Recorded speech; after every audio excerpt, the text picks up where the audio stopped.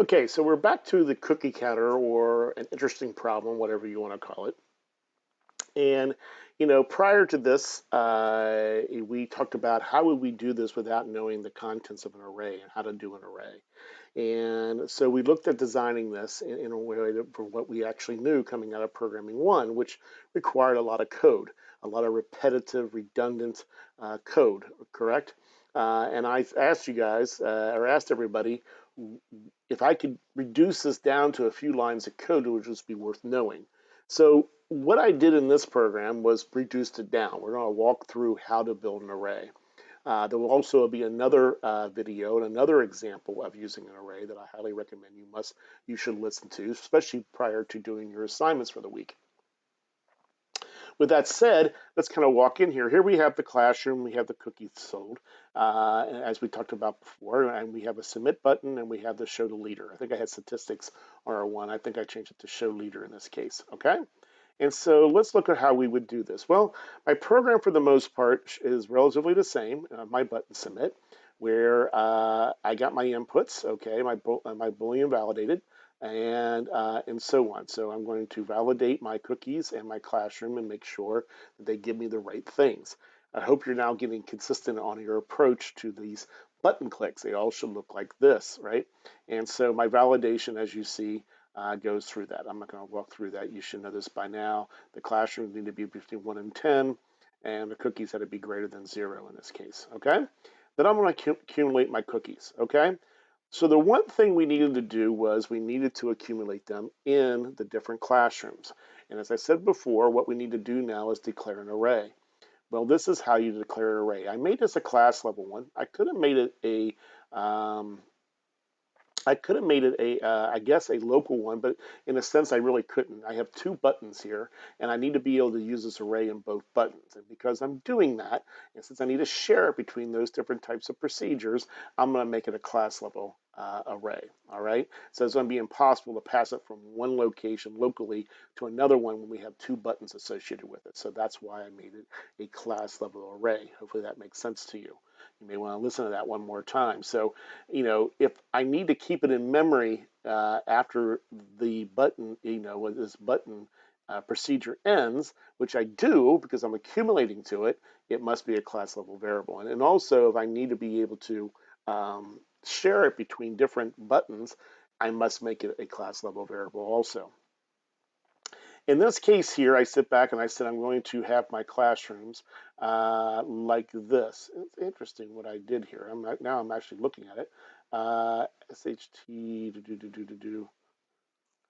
yeah, classrooms, okay.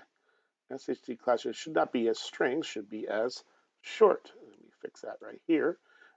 That's why I was concerned about what I did there. Why I had them as string, I have no idea. I apologize.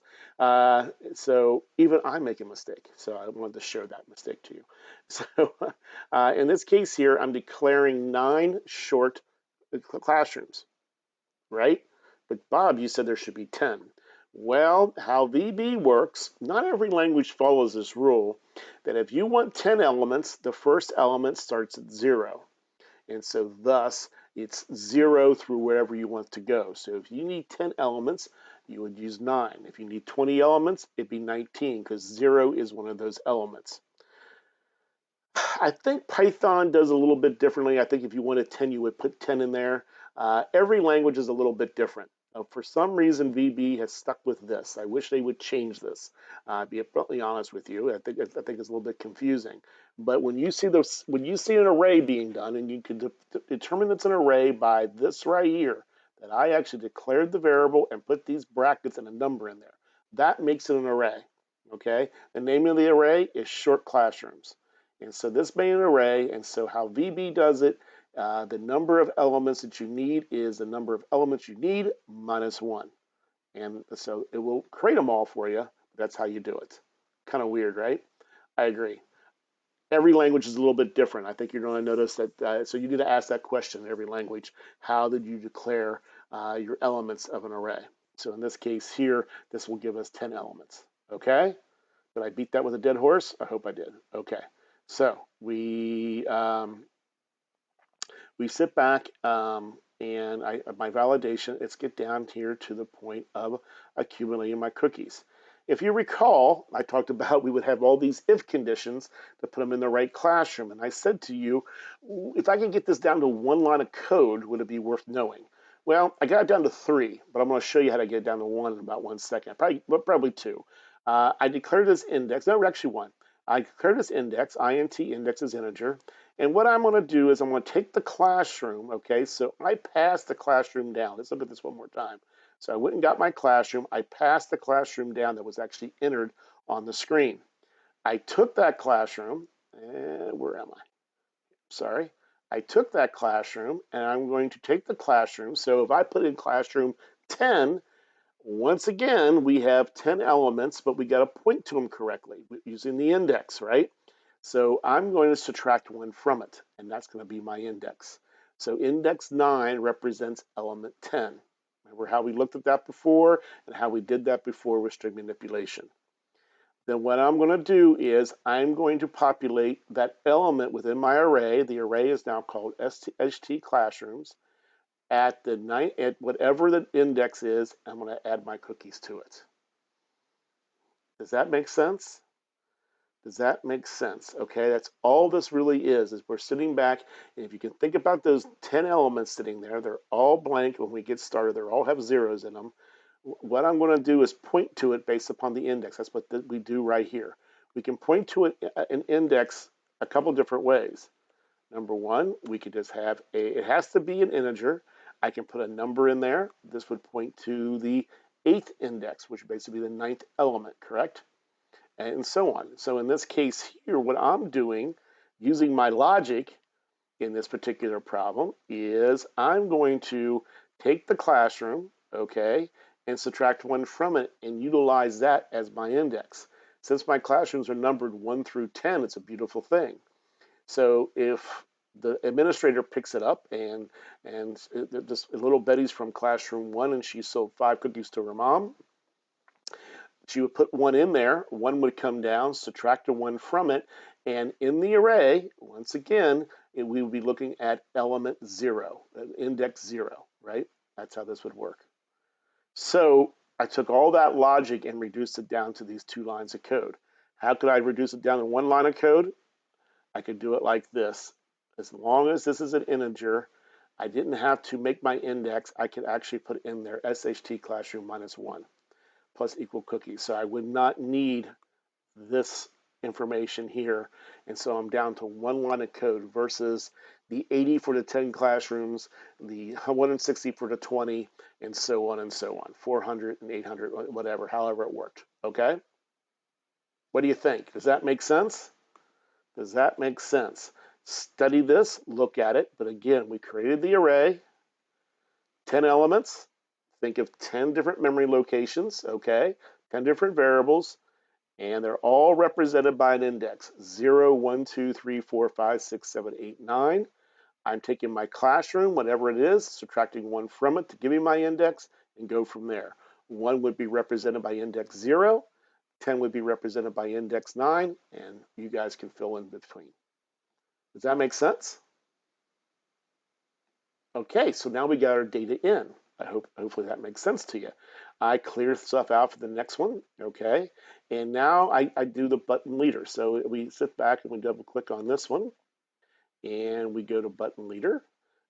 And if you recall, we had all that repetition of trying to figure out who's greater, who has the greater piece.